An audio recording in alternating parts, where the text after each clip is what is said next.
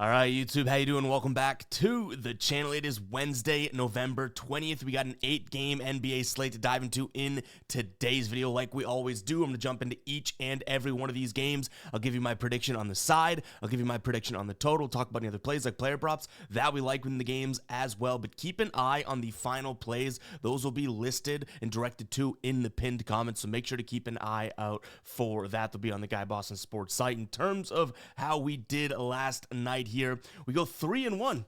We'll take the cha-ching. It does, I will say, it does look a little bit better than it actually is. Our only full unit play was Mobley over 14.5 points. It was super juiced. And then the two same game parlays we hit were just a quarter unit play on each of them that were kind of a version of each other, right? So we pick up, I think, 0.55 units last night. The 3-1 looks sexy and all that, but realistically it was more like a 1 or 2-1 type of night, or a 1.5-1 type of a night. Actually, our only loss was 0.5 units, so I guess it gets a little bit better. But hey, we will take it. It is in the green. I'm not complaining about it. I'm just saying that 3-1 looks electric. It's not exactly electric there. How many people are going to go 3-1 in this industry and be like, hey, it's not that good? I will, at least. But in terms of our ride of the day, that also cashes here. Let's clap it up, pumping some crowd noise for Jacob, who now, I believe, has hit 4 ride of the days in a row, which there's only been a couple people that have gotten to 5 cashes in a row. So if Jacob cashes today, he joins a select few. And then if he cashes after that, I think he's the only one to ever get to 6. If you guys don't know what the ride of the day is, it's simple. Just use hashtag ROTD or ride of the day in the comments. Give me your favorite play today. I jump on board with one person's pick each and every day. I tweet it out. I put it in the post on the Guy Boston Sports site. And you get a shout out in the next video, win or loss. If you win, we continue to ride with your plays until the wheels fall off. Jacob, like I said, has cashed 4 in a row here, if I'm not mistaken. So shout out to Jacob. Let's see if we can get his 5th today. Make sure to get those hashtag ride of the days in the comments, because you never know when your number is going to be called there. But let's go ahead and jump into this slate. Guys, hit that like button, hit that subscribe button. Appreciate the heck out of everyone that has been supporting as of late. I know I say it a lot in my videos, but I really do mean it, and I don't take any of this for granted, the position you guys have put me in. So thank you guys so much. Let's talk some hoops here. Let's jump into game number 1. We got Milwaukee taking on Chicago. Milwaukee 8.5 point favorites in this one. That total up there at 238. We saw these two teams play earlier this year, and it was an interesting one. You had Chicago 9.5 point dogs. They actually win the game outright by 3 points, and that was in Milwaukee as well, if I'm not mistaken. Don't quote me on that, but I think it was. Now, Milwaukee's lost 6 of their last 10 games. Chicago's lost 7 of their last 10. They're not exactly playing all that well. The one thing that I will say here is that this is just a huge number. You have Giannis, who is a game-time decision, listed as probable. I'm assuming he does play. Patrick Williams on the other side listed as a game-time decision. He's questionable. It's not probable or doubtful. So take those, injuries where you want to go with them. But I will say that's a really, really big number for this Milwaukee team. I don't know if I'm going to be able to fully get there and be confident in looking at Chicago here. But if I had to, that's probably the side that I would look at for a couple different reasons. Main reason being the Chicago team, last 10 games, shooting the 4th most above the break threes and 4th most corner threes in the entire league, scoring on the season the 4th most, a lot of fours here, scoring the 4th most points from 3 this year. Well, Milwaukee allowing the 4th most points from 3 on the season, at home this year allowing the 2nd most threes. So that's how I think Chicago could score. We'll talk about Kobe White in a second. I think that he could have a decent game as well. My problem in this one is that Chicago also shoots at the rim a decent amount, 6th highest frequency over the last 10 games in the restricted area. Milwaukee's kind of shored up their inside defense and in their inside presence. 9th fewest points allowed so far this year, and then at home, 2nd fewest allowed in the paint. So that kind of gives me concern that if the Bulls become one-dimensional, I don't know how good they are. Like, if their shots aren't going, they're not the Celtics here. The Celtics love to shoot threes. We saw that last night, right? Shout out to Jordan for the giveaway that we did yesterday, and shout out to the Celtics for pulling that one out, by the way. But the Celtics are so good that they can just rely on the threes. Are the Bulls that good that, if they rely on the threes and have to rely on the threes, they can make do with what they have? Or on nights where the threes aren't going and they're not shooting well, they have to turn to the inside game, Vucevic and company, right? I don't know if they'll have that success here. So that's something that might keep me away from, I guess, the 8.5. But overall, if the shots are falling, that's the way to get to Milwaukee here. They cannot stop a nosebleed anywhere, whether it's the corner threes, whether it's the above the break. That perimeter game is tough for them. In terms of what we have from a total perspective here, I would say that this one probably ends right around that number, I guess. So I'm gonna slightly lean towards the over, because I do think that, like I mentioned, Chicago should have some success, and I didn't even really mention Milwaukee's offense. I think Milwaukee should be able to score at ease in the paint, which is another reason I'm kind of hesitant to look at Chicago. This Bulls team is dead last this season, no matter how you cut it up, whether it's this year, whether it's them on the road, even in their last 3 games here, dead last of preventing points in the paint. This is a Bucks team that obviously has the guys to score in the paint. Do they do it all the time? Not necessarily, but if they want to, that could be their path to some easy buckets today, which would make me think of an over. Now, if we jump into a player here, I already mentioned his name. I don't mind Coby White today. This is him against Milwaukee. 4 straight games of 20-plus points here. From deep, he's hit it in 3 of his last 4. He had 7 threes last time they played. Them to the, if he gets the point guard, shooting guard run, they're not covering perimeters well against guards at all, like we already mentioned. And he's been okay to this line this season, right? 10 of 15 games. So Coby White, if he gets the minutes, which he has, it's been a little downturn, but you can see, even if we do filter to this and say, okay, Coby White is going to get 31 minutes, right? This year, 31 minutes, 9 of 11 games. One of those he finished at 18. This one he had 10, and, we can guess. Yeah, shot terribly from the field. So Coby White for points is definitely a consideration that I'm looking at as well. All right, we spent some time on that one, didn't we? But now we're moving on to Cleveland taking on Utah here. This is one where I don't want to spend too much time on it, because it seems fairly simple to me. Both teams on a back-to-back. Cleveland, the much better team. I do think that they're not going to be home, and they bounce back after that tough loss to the Celtics. The one thing that I will mention is that this is a back-to-back. Obviously, these guys could be tired. This went down to the wire last night. A Coro game-time decision here. Strus out. Dean Wade game-time decision. Karis LeVert game time decision. Those are all Cleveland injuries. And then New Orleans, actually, C.J. McCollum listed as questionable, so they could be getting him back. But still, in my opinion, this is still a Cleveland spot. But 13.5 is just too much for me to really consider. Where I would go with this, and if we can take a peek at these plays, this might be the move, is Jared Allen. Points yet again. He crushed it yesterday. That was one of our wins. I like him again today, but I also don't mind his first half points if you have that available, because this is a back-to-back. I'm a little bit worried that the dude's going to be a little tired after playing, what 38 minutes last night, right? So I like Evan Mobley and Jared Allen in this spot, because Utah is not a good team at preventing, Pelicans not a good team at preventing anyone from scoring in the rim, and that's where those two guys succeed. Just like we had Evan Mobley last night, right? The Celtics do not stop points in the paint all that well, and I think this is a decent spot. Now, Cleveland likes to shoot the 3 as well, but New Orleans actually has, I wouldn't say competitive, but middle of the pack 3-point defense, not from above the break, but they do shut down the corners fairly well. So it's kind of mixed mush. But even if, we're looking at an over here for a player and he hits a couple threes, sure. But I do believe their true weakness is at the rim. So Evan Mobley and Jared Allen, probably player prop spots that I'd consider, but maybe first half just because of the minutes played last night, and right now, by the way, I will say this, if you're interested in paying more juice than your morning OJ, Evan Mobley over 14.5 points. That's an alternate line. Only FanDuel has it at -160. That's usually like one of my threshold numbers, because that's a huge juice to pay. Look at where this is elsewhere. 200, 240. So obviously that's a pretty damning discrepancy, right? So maybe that's something that we consider as well in terms of if we want to go with his 14.5 and maybe then a little bit more on the 16.5, because that is his normal line right here. You can see 16.5 is his -110 number. So maybe that's a thought there. In terms of Jared Allen, we can go ahead and find him as well. I don't mind him, like I mentioned. I will say, though, he has this is a bad New Orleans defense overall. Yeah, see, I don't really mind him at 13.5 either. He's hit in 3 straight games against the Pelicans. So maybe that's a look for us as well, both of those guys. But the back-to-back worries me a little bit. Now, from a total perspective, this is a Cleveland team, and when they have no rest, they have not been hitting overs. So I think they lock up, clamp up, and play some defense today. And this New Orleans Pelicans team should just fall right into that. They play super slow, second slowest team over the last 10 games. So I'm going to slightly lean towards an under here. Thunder taking on Portland. Thunder getting upset last night, huh? They were favored by 9.5. They lose by 6 outright. But now they're going up against Portland, who this just screams like a Thunder spot. Portland has won 3 straight games, 2 of those against Minnesota, clearly the better team. They've been a dog in all of those. And now you have the Thunder, who last time they played this Portland team, they won 137 to 114.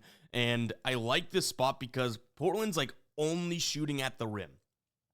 The Thunder play phenomenal defense here at the rim, and they have been playing good defense at the rim. Now, that's on the year. Obviously, some of their injuries that they're going through and whatnot can impact that, but I still do think that they will play good rim defense, and even when they start getting some of these guys back, like maybe Hartenstein as an example, like their rim defense might get even better. But to me, you're a mad Thunder team. You're going up against a bad team who's in a spot just to kind of flop again. They've won 3 straight games. Ayton, not likely to play. You have Anthony Simons as a game time decision. Screams Thunder spot to me, even though that's a big number. So I'll lean towards them. Totals at 224. This is, I think that this is probably one of those looks where we've been good at this year, but yesterday got burned with the Hornets. But maybe instead of rolling with the total, for the full game and whatnot, we take a peek at like Portland's team total under. I do think that they're going to have trouble scoring here, especially if they don't have Ayton and whatnot. Like their forte is kind of thrown out. And right now we're looking at under 109.5. Still really juicy at minus 148. Yeah, we might not be able to have anything on the total here because I do think the Thunder will score some points. Their number is going to be pretty damn high for a point game for their team total, but this would either be a Thunder team total over or a Portland team total under. I think both these two teams are ships crossing in the night. I don't think that we're going to get a similar play style out of each. I think either Portland plays poorly or the Thunder play well offensively. Player prop wise, nothing jumping out to me in this spot. Real quick, guys, before we do move on with the rest of the games, Underdog has a Steph 0.5 points line for tonight. If you're not on Underdog, go ahead and do so. I'll have that link down below. Description, pinned comment. We'll also put it on the Guy Boston site. You're also going to get an amazing deposit match. I think it's up to 1,000, which is absolutely crazy. Go check out Underdog, guys. It's a great DFS app that is available in many, many U.S. states. Go check out that link in the description, in the pinned comment, and get this Steph square. How could you not, right? Steph Curry, 0.5 points. Yeah, I think one of his shots is usually worth 3. He can 6 times that. So go ahead and check it out. Steph Curry, 0.5 points over on Underdog. Let's keep things going here as we move into the Indiana and Houston game. Houston is at home here. This should be an interesting one. I would use that word. I know I say that about a decent amount of games, but you have Indiana, who I'm still trying to figure out, right? And this Houston team that just seems to be not overachieving, but playing some good basketball as of late. Now, have they played the hardest of schedules and whatnot? No, I wouldn't say that, but 7-3 in their last 10, 10-5 this year, 6-2 at home is nothing to tip your nose at. But now we have a matchup that I do find interesting, like I've said twice, and 6.5 points is a lot, right? So I sit here kind of contemplating which side to go on. I think that Houston can win this game just because of the far better defensive team, I would say. Offense is going to be similar, but they're going to shoot a lot from the paint. This isn't the best Indiana team in the paint, but 6.5 points is a lot. I think I'm okay with rolling with the Houston side of things. Again, they've been so good at home this year, so I'm going to go in that side. They've covered in 75% of their home games, whereas Indiana only 30. Ooh, battling a burp here. You remember when you were a kid and you used to just burp and move on, and now as adults you just have to fight through the burp like it's a battle. It's just let it happen. Anyways, back on track here. Comment burp if you made it this far in the video. But Houston, the fact that they've been covering at home, Indiana hasn't. 6 is a lot of points, I would say, but to me, this Houston team, better defensively. They should win the paint battle. They love to shoot in the paint. Indiana isn't all that great at stopping the paint. Indiana, honestly, they've been shooting from plenty of places on the floor except for the 3. Even from the 3, Houston, if they do, if Indiana does decide to shoot the 3, Houston should be able to lock it up. So yeah, I'm banking on the defense here, which leads me right into a 232 total. I'm going to lean under in this one. Houston's been playing some fast basketball. 6th fastest paced team in the last 10 games. Indiana's ranked 12th. But, at the same time, Houston's not allowing their opponents to score a lot. They're not allowing, they're playing really good, efficient defense. So even if they play with fast pace and there's a lot of possessions in this game, I don't know if they're going to be like quality possessions a lot of the time. So that's going to be something to consider. I will say this all will come down to some injuries that are worth noting. Jalen Green is listed as questionable. Obviously, that's going to be a factor here. I would say that number 6.5 kind of alludes to the fact that he is playing. And then Miles Turner also listed as questionable in this one, too. I think he sat out their last game, right? And he's missed a couple kind of here and there recently. So that's a big factor as well. But this line is where it's at already. So Houston minus points as well as the total going under. In terms of what I like from a player prop perspective, would be looking at anyone on Houston that likes to score in the paint, which is going to be Sengi, even crazily enough, Dylan Brooks could be a look, but it's probably going to be Sengun, just given the fact that I think that he should have some luck down there. Now, if Miles Turner does get the go, it's not like I'm sitting here like still loving it and whatnot, but Alperen Sengun should be sort of primed and ready to go here. He hasn't had his over in points in 4 straight games, and he's going up against Indiana, who, like I mentioned, kind of struggle at preventing that. So you're getting near even odds for him to score 23. That's something of consideration. I'll show you here too for the visual. Like, he has not had a good line, season to this line so far, but I do like the spot in which he's in now. So maybe we're getting a buy low spot. That still seems like a high number, but is what it is right now. And one more thing, I didn't say it. Where are my manners? I did burp. You didn't really hear the burp, but it was kind of down in the chest, right? And I even said, comment burp. Excuse me. I apologize. Always got to remember your manners, kids. Memphis taking on Philadelphia. We could see Tyrese Maxey in this one. He's listed as questionable now after missing, 7 games. And yes, there is some drama. So if you guys have not heard, Tyrese Maxey apparently pressed Joel Embiid in a team meeting and said, you're late for meetings and yada, yada, yada, which is great. I remember last year, the Sixers, it was either the owner or the GM or whoever said there's only one untouchable Sixer, and it's Tyrese Maxey. The Sixers, because of Embiid, I know he's a former MVP, because of his shenanigans and whatnot, it's very clear that they said Tyrese Maxey is our guy, and I love the idea, and I'm a Celtics fan, so I don't like the Sixers historically, right? But I love the idea that Tyrese Maxey, this is the first sort of hint that we have that he's been told he's the guy. This is the first sort of sign of like him stepping up, being like, I am the guy. Imagine, pressing Joel Embiid, former MVP, like, that's scary. So if he's back, all that being said, if Tyrese Maxey is back, I kind of like the Sixers tonight. Like, a lot of people think when these types of things happens and teams are in turmoil and whatnot, that all of a sudden, like, oh my God, they're going to implode, which can happen. But there's also that strong chance that these types of, clashing of the titans and whatnot can make guys galvanize. And what better way to galvanize a group of guys than playing ball together? Do you know what I mean? Like, these are two really, really superstar guys, Tyrese Maxey and obviously Joel Embiid, right? Like, if they're able to head in there and say, all right, let's put it behind us, let's play some basketball. Paul George, Tyrese Maxey, and Joel Embiid are still Paul George, Tyrese Maxey, and Joel Embiid, and they could be what everyone thought they would be at the beginning of the year. Now you have, the emergence of McCain. You have Caleb Martin playing well. Like, this, in theory, should be a good Sixers team. And you're playing a banged-up Memphis team here. They do have Bane and Jackson back. A banged-up Memphis team here, nonetheless, though, who is on a back-to-back after losing to Denver yesterday. If Maxey plays, this screams Sixers spot, and it's probably going to ultimately be one of my favorite spots. If Maxey doesn't play, I'd probably stick away, but a healthy Sixers team, can't believe I'm saying it. I think I could believe in them if they start piecing some wins together, which they only have, one win in their last, 1 or 2 wins in their last 10. They have 2 wins on the season. I'm trying to remember when the first one was, right? So they have, 1 win in their last 5 games. I know that for sure, if that, right? They're 1-9, I think, in their last 10, 2-11 on the year. It's time they start winning basketball. I'll sound the psycho alert alarm. I get it. Let me know in the comments if you think I am crazy. But yeah, that's my little Sixers rant there. I think that if Tyrese Maxey comes back, this team starts putting pieces together, and getting Memphis on a back-to-back spot here seems like it could be a good start to that overall. So we'll see how that goes. Could be a little bit crazy to lean in that direction. In terms of the total here, I don't mind an over. 221 seems a little bit too low. Again, Philadelphia playing slow. Memphis playing super quick. Second fastest paced team over the last 10 games here. But I'm kind of believing and buying in the potentiality of Philadelphia to be a little bit better. I know it's crazy. That's my story, and I'm sticking to it. I can't believe as a Celtics fan, I'm sitting here being like, the Sixers could pull things and turn things around. Can't believe it.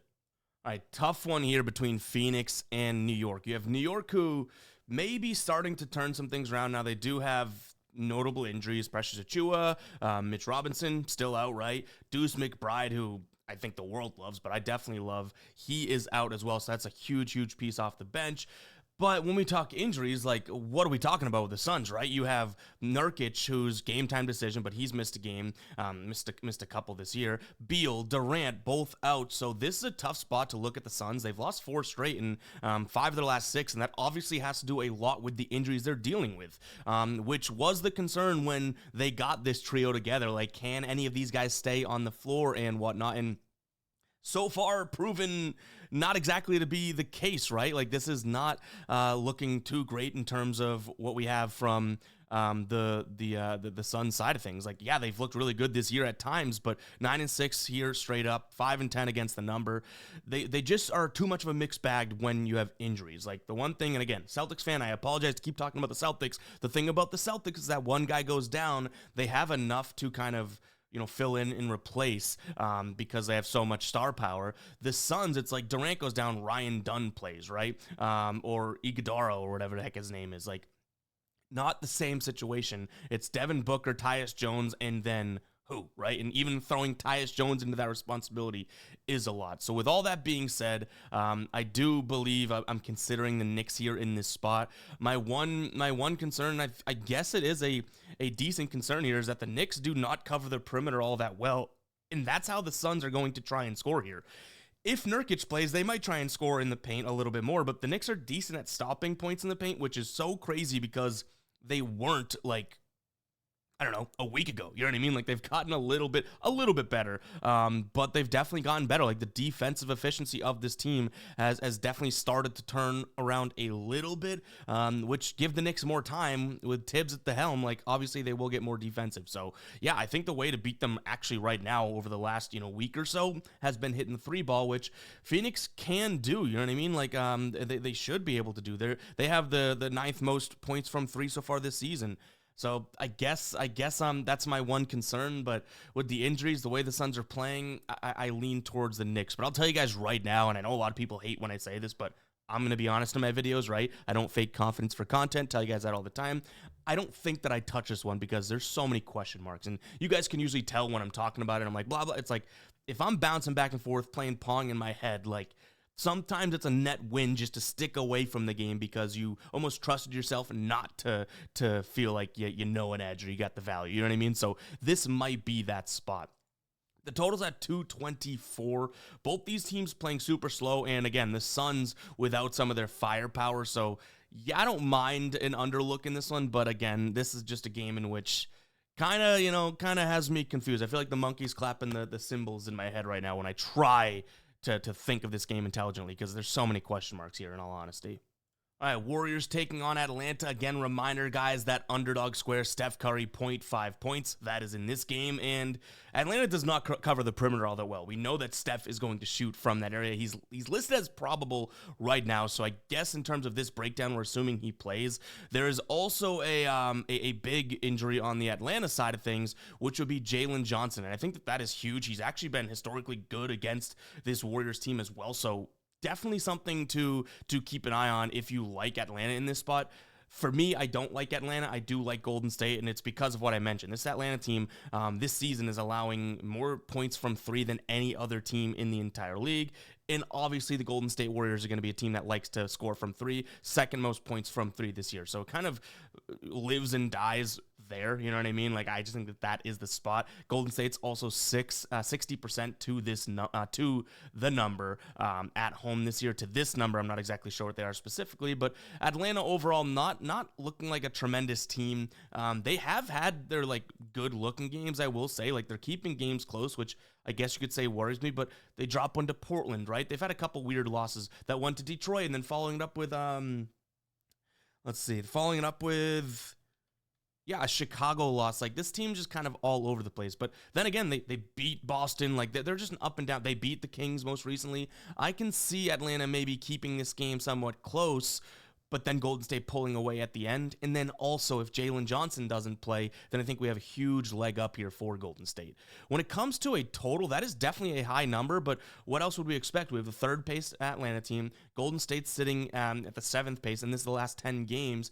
I get it. Both teams' transition defense is pretty good, though, which is interesting to know. Really good transition offenses here, really good transition defense. I think those cancel out to some degree, and I think this Golden State defense has been very good. So I'm going to look at maybe an Atlanta team total under or the full game under. I know it sounds kind of crazy given the fact that we have two fast-paced teams, but like I mentioned, I think it's super important to note that, yes, both these teams are great in transition offensively, but they're actually like good. Like Golden State's only allowing 40.8% field goal percentage in transition this season or over the last 10 games or whatever it is. Like that's pretty impressive. You know what I mean? So yeah, I'm going to lean towards an under in this spot as well as Golden State minus the points.